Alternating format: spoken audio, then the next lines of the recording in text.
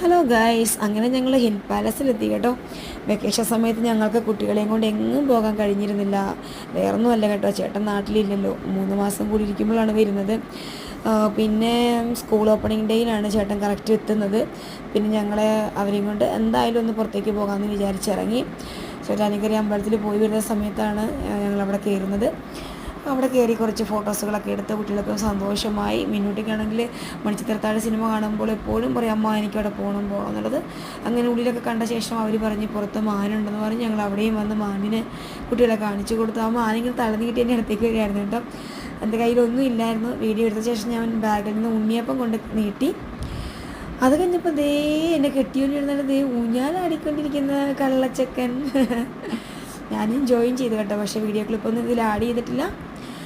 അങ്ങനെ കുട്ടികൾക്ക് എന്താ പറയുക, ഒരു സന്തോഷം തന്നെ ദിവസം ഞങ്ങൾക്ക് കൊടുക്കാൻ കഴിഞ്ഞു. Thank you.